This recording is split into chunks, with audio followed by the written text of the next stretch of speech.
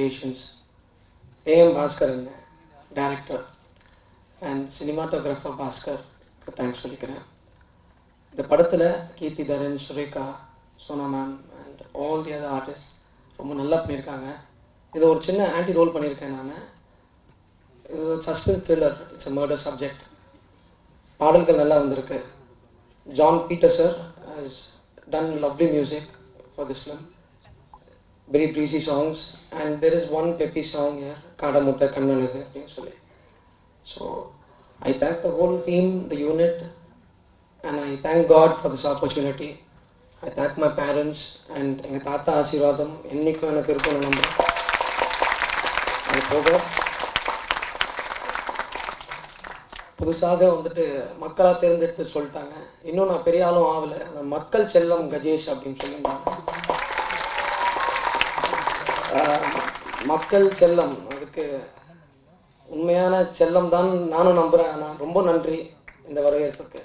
Thank you everybody. ரொம்ப சந்தோஷமாக இருக்குது. என்னை வந்து ஒரு ஹீரோயினாக பார்க்கணுன்னு எங்கள் அப்பாவோட ரொம்ப ஆசை. அவங்களுக்காக தான் நான் வந்து சரிப்பா நடிக்கிறேன் அப்படின்னு சொல்லி ஒத்துக்கிட்டேனே. அப்புறம் அப்பாவுக்கு கொஞ்சம் உடம்பு சரியில்லாமல் ஆச்சு ஷூட்டிங்க்கு அப்புறம். பரவாயில்ல அப்பா, உங்கள் பொண்ணு ஒரு ஹீரோயினா இவ்வளோ பெரிய டைரக்டர் முன்னாடி நிற்கிறேன். அப்புறம் கூட நான் அவங்க கூட ஒர்க் பண்ணதில் ரொம்ப சந்தோஷப்படுறேன். பெரிய ஆர்டிஸ்ட்டு ஆனந்த் பாபு சார், அப்புறம் சோனா மேம், பாண்டு சார், நிறைய ஆர்டிஸ்ட்லாம் நடிச்சிருக்காங்க. அவங்க கூட ஒர்க் பண்ணதில் நான் ரொம்ப சந்தோஷப்படுறேன். மற்றபடி எல்லோரும் எனக்கு ரொம்ப சப்போர்ட்டாக இருந்தாங்க. நான் ஷூட்டிங் அப்போது நான் நினைக்கல ரொம்ப ஈஸி, என்ன ஷூட்டிங் சொல்கிறாங்க அப்படி தான் நான் நினச்சேன். பட் அங்கேருந்து இப்படி வந்து பார்க்கும்போது தான் தெரியுது அப்பா எவ்வளோ கஷ்டம். டைரக்டர், டான்ஸ் மாஸ்டர் எல்லாருமே கரெக்டாக பண்ணானா திட்டுவாங்க, இப்படி பண்ண அப்படி பண்ணுன்னு. என்ன நம்ம நல்லா தானே பண்ணுறோம், எதுக்கு திட்டுறாங்க அப்படி யோசிப்பேன். ஆனால் இப்போது இந்த ஸ்க்ரீனில் பார்க்கும்போது தான் தெரியுது எதுக்கு அவங்க திட்டிருக்காங்கன்னு.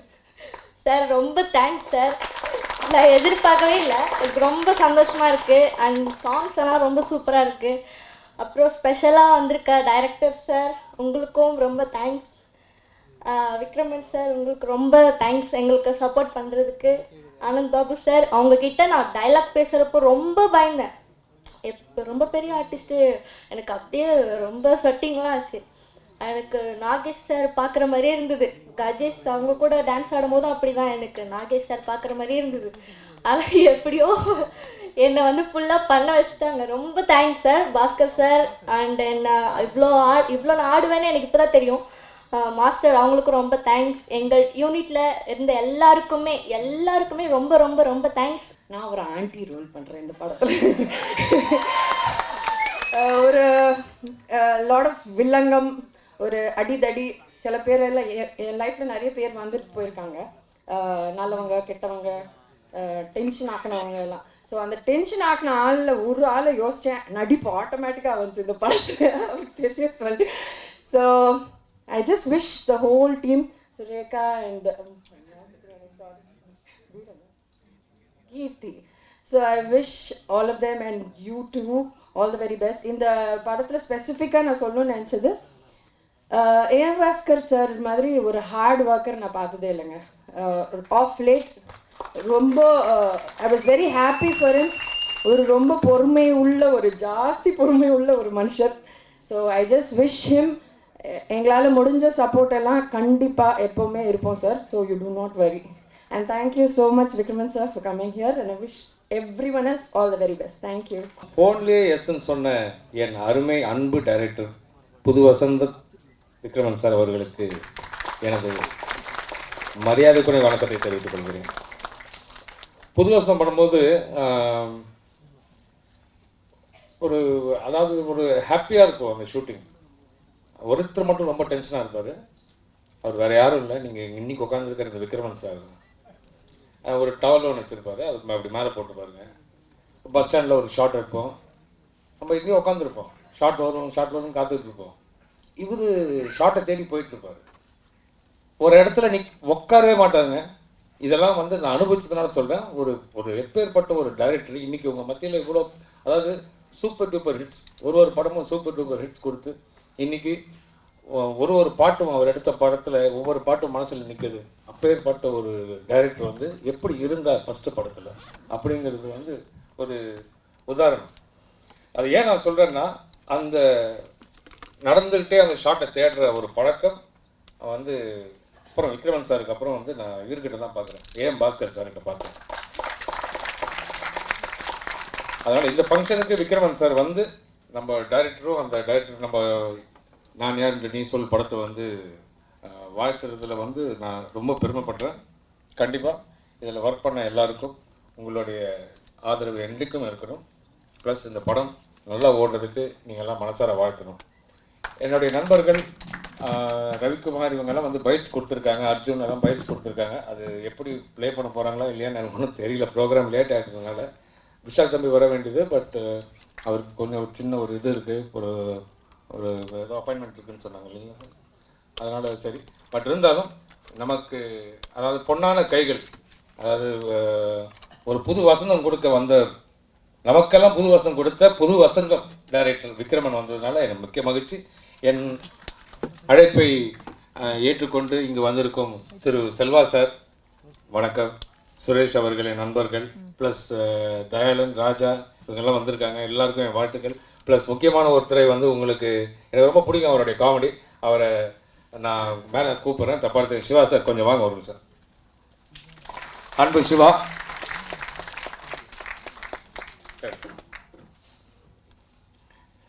இல்லை, இவர் அருமையான ஒரு காமெடி நிறைய இது பண்ணிட்டு இருக்காருங்க. இதில் ஒரு படம் பண்ணியிருக்காரு. என்னுடைய மர்டர் மிஸ்ட்ரி என்னுடைய சிபிஐ கெட்டப்பில் இவர் வந்து கான்ஸ்டபிளாக வந்திருப்பாருங்க, இன்னொரு ஃப்ரெண்டோட சேர்ந்து. ரொம்ப சூப்பராக இருக்கும், எனக்கு ரொம்ப ரசிப்பேன், நீங்களும் ரசிப்பீங்க கண்டிப்பாக. ப்ளஸ் எல்லாம் இந்த படத்தை நல்லபடியாக வர்றதுக்கு வாழ்த்தினேன் எல்லாருக்கும், நேரில் வந்து வாழ்த்தினவங்களுக்கும் சரி, ப்ளஸ் ஃபோன் மூலியமாக வாழ்த்தினோம் எல்லாருக்கும் எனது மனமார்ந்த வணக்கத்தை தெரிவித்துக் கொண்டு விடைபெற்றுக் கொள்ளுங்கள். நன்றி. கஜேஷ் நடித்திருக்கிறார். கீர்த்தி வாசன் என்கின்ற இன்னொரு இளம் நாயகம் அறிமுகமாகிறார். நண்பர் ஆனந்த் பாபு, நகைச்சுவை சக்கரவர்த்தி நாகேஷ், இன்று 3வது தலைமுறையில் கஜேஷ் வந்திருக்கிறார். அவர் நமது பாடலாசிரியர் நிகழ்ச்சி தொகுப்பாளர் சொன்னது போல் அந்த சிக்னேச்சர் மூமெண்ட் பார்த்த உடனே அப்படியே அசந்துட்டேன். அப்படியே பழைய நினைவுகள். நாகேஷ் சார், அப்புறம் பாபு வந்து நாங்கள் புது வசந்தம் பண்ணும்போதெல்லாம் நிறைய நினைவுகள் சொன்னார். அந்த படத்தில் கிட்டத்தட்ட ஒரு 7 பாடல்கள், 5 பாடல்களுக்கு வந்து டான்ஸ் மாஸ்டர் கிடையாது, நான் தான் எடுத்தேன்.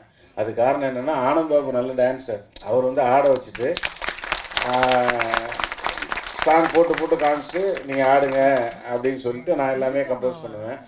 அதில் கிடச்ச ப்ராக்டிஸாக ரொம்ப தெரில இன்னைய வரைக்கும். சரி, அதுக்கப்புறம் தனியாக டூயட்லாம் நான் எடுக்க ஆரம்பிச்சிட்டேன். குரூப் டான்ஸ் இல்லைன்னா நானே எடுத்துருவேன், ஏதோ ஒரு பாட்டு, இது மாதிரி பல பாடல்கள் நான் எடுத்துருக்கேன்.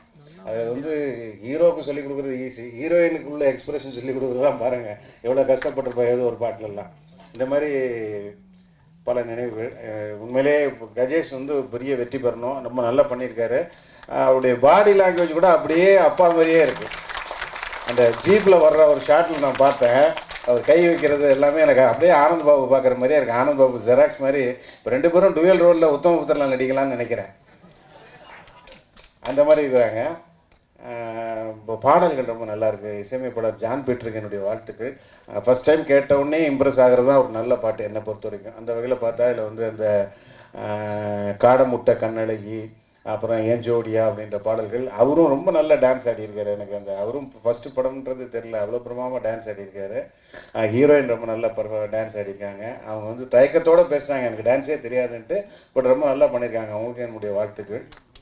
டைரக்டர் ரொம்ப அழகாக ஷார்ட் வச்சுருக்கிறார். நான் ஒவ்வொன்றையும் கவனிச்சிட்டே வந்தேன். அந்த பாடல்கள், அந்த டாப்பாங்கள், அந்த கேரளாவில் வந்து எடுத்துருக்கிறான்னு நினைக்கிறேன். அந்த சாங்கை ரொம்ப அழகாக எடுத்திருந்தார். அவருக்கும் என்னுடைய வாழ்த்துக்கள். நான் யாரென்று நீ சொல்கிறது, நாளைக்கு இந்த படம் ரிலீஸ் ஆகி இந்த படம் எது மாதிரி படம்ன்றது நாடே சொல்லணும், ஒரு வெற்றி படம் சொல்லி நாடே சொல்லணும். அதுக்கு என்னுடைய வாழ்த்துக்கள். வழக்கமாக எல்லா மேடைகள்லையும் நான் வந்து இசை நிகழ்ச்சியை தாண்டி எந்த ஒரு வார்த்தையும் நான் பேசுகிறதே கிடையாது, எந்த சர்ச்சையிலையும் மாட்டிக்கிறது இல்லை. அதனால் ஒரே ஒரு கருத்து நிகழ்ச்சியில் நான் சொல்லலான்னு நினைக்கிறேன். அதாவது இப்போ இருக்கிற அந்த ஜிஎஸ்டி அதை தாண்டி 30% கேளிக்கை வரின்றதை தமிழ்நாடு அரசு அறிமுகப்படுத்தியிருக்கு. அதனால தான் இன்றைக்கி திரையரங்கெல்லாம் வந்து மூடி இருக்கு. நாளையிலேருந்து இண்டஸ்ட்ரியே ஷட் டவுன் பண்ணுறதுக்காக எல்லோரும் பேசிகிட்டு இருக்காங்க. நான் தமிழக அரசுக்கு இந்த நிகழ்ச்சியின் மூலமாகவும் தமிழ்நாடு திரைப்பட இயக்குனர் சங்கத்தின் சார்பாகவும் ஒரு வேண்டுகோளாக வைக்கிறேன். தயவுசெய்து அந்த கேளிக்கை வரியை எடுத்துருங்க. அது நிச்சயமாக எங்களால் தாங்கவே முடியாது. எல்லாரும் நினச்சிட்டு இருக்காங்க, அதாவது 28% ஜிஎஸ்டி, 30% என்டர்டைன்மெண்ட் டேக்ஸ்ன்னு, அந்த 30%க்கு ஒரு 8% ஜிஎஸ்டி இருக்குது. அப்போ அது 68%, 66% கிட்ட டேக்ஸ் வருது. இது நிச்சயமாக திரையுலகம் அழிவை நோக்கி போகுதில்ல, அழிஞ்சிச்சு, அவ்வளோதான். அதுக்கப்புறம் வந்து மீளவே முடியாது. ஏன்னா இன்றைக்கி தேட்டரில் நான்லாம் படம் பண்ணும்பொழுது ஒவ்வொரு படமும் என்னுடைய படம் தூக்குற அன்னைக்கெல்லாம் உன்னே நினைத்த மாதிரி படங்கள் தூக்குற அன்னைக்கு கிட்டத்தட்ட 150 நாள் தேட்டர் தூக்குறாங்க. அன்னைக்கு கூட 60% ஆடியன்ஸ் தேட்டரில் இருந்திருக்காங்க. இப்படிலாம் பார்த்துட்டு இப்போ ஃபஸ்ட் ஷோக்கு 35 ஆடியன்ஸுன்றாங்க. எவ்வளோ வேதனையாக இருக்குது எங்களுக்கெல்லாம். இந்த சூழ்நிலையில் நீங்கள் 66%, 67% டேக்ஸ் அப்படின்னீங்கன்னா சினிமா அழிஞ்சிடும். இது வந்து புரட்சித் தலைவருடைய 100ஆண்டு விழா கொண்டாடுற வருஷம். அந்த புரட்சித் தலைவரையும் அவருடைய வாரிசான புரட்சித் தலைவியும் தந்தது இந்த திரையுலகம் தான். இந்த திரையுலகத்துக்கு எந்த துரோகமும் செய்யாதீங்க தயவுசெய்து. நான் சொல்கிறேன், முன்னாள் முதலமைச்சர் டாக்டர் கலைஞர் அவர்கள் வந்து டேக்ஸ் ஃப்ரீ கொடுத்தாரு. அதை புரட்சி தலைவி அம்மா அவர்களும் அதை ஃபாலோ பண்ணாங்க. அவங்களும் வந்து ஃபுல் டேக்ஸ் ஃப்ரீ அப்படின்னாங்க. தயவுசெய்து அதை நீங்களும் ஃபாலோ பண்ணி இந்த புதுசாக கொண்டு வந்திருக்கிற இந்த என்டர்டெயின்மெண்ட் டேக்ஸை எடுத்துகிட்டு ஜிஎஸ்டி கட்ட தயார்னு சொல்லி தேட்டர் அதிபர்கள் சொல்லிட்டாங்க. அதனால் ஜிஎஸ்டியோட நிறுத்திங்க. அதுலேயும் உங்களுக்கு 14% இன்கம் வருது. இல்லை இப்போ இது வரைக்கும் டேக்ஸே வாங்காமல் இருந்தவங்களுக்கு ஒரு 14% ரெவன்யூ வரப்போகுது. அது போதும் நான் நினைக்கிறேன். இது என்னுடைய வேண்டுகோள் மட்டுமல்ல, ஒட்டுமொத்த திரையுலகத்தினுடைய வேண்டுகோளும் அதுதான். அது இருந்தால்தான் இது போன்ற படங்கள், சின்ன படங்கள்லாம் பெரிய வெற்றி பெறும். இந்த படத்தினுடைய மாபெரும் வெற்றிக்கு என்னுடைய வாழ்த்துக்கள்.